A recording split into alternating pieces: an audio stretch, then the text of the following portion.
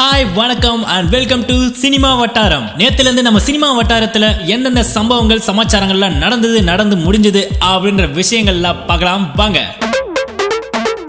Police அதிகாரியாக கார்த்தி நடிக்கும் தீரன் அதிகாரம் 1 சூப்பர் ஹிட்டான சிறுத்தை படத்தில் போலீஸ் அதிகாரியாக கார்த்தி நடித்திருந்தார். அதன் பிறகு மீண்டும் இப்பொழுது தீரன் அதிகாரம் 1 திரைப்படம் மூலம் போலீஸ் அதிகாரி அவதாரம் எடுக்கிறார். இது அனைத்து ரசிகர்களையும் கவரும் விதமாக கதை அமைத்துள்ளது. இதில் கார்த்திக்கு ஜோடியாக ராகுல் பிரீத் சிங் நடிக்கிறார். இப்படத்தை சதுரங்க வேட்டை புகழ் வினோத் கதை திரைக்கதை வசனம் எழுதி டைரக்ட் செய்கிறார். இதன் படப்பிடிப்பு சென்னையில் ஜனவரி மாதம் முதல் வாரம் ஆரம்பமாகிறது.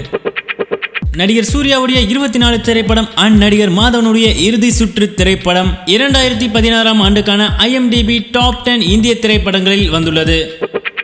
சிம்புவுடைய ட்ரிபிள் ஏ படத்துக்கு அப்புறம் இயக்குனர் வெங்கட் பிரபு இல்ல இயக்குனர் விக்னேஷ் சிவன் அடுத்த படத்தை இயக்க உள்ளதா விஷயம் வந்திருக்கு.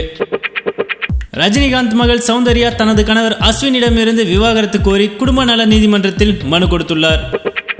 இயக்குனர் சமுத்திரகனி அவர்கள் தயாரித்து இயக்கும் தொண்டன் படப்பிடிப்பு தளத்தில் இயக்குனர் சிகரம் கே பாலச்சந்தர் அவர்களுக்கு இன்று 2ஆம் ஆண்டு நினைவஞ்சலி செலுத்தப்பட்டது.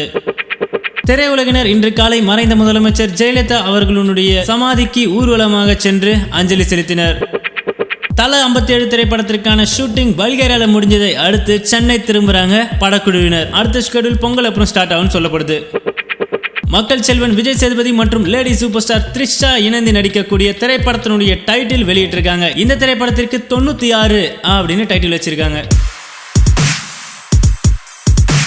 இனி இது போல நம்ம சினிமா வட்டாரத்தில் நடக்கக்கூடிய அடுத்தடுத்த மேலும் சுவாரஸ்யமான விஷயங்களையும் தகவல்களையும் கேட்க ஸ்டே டியூன்.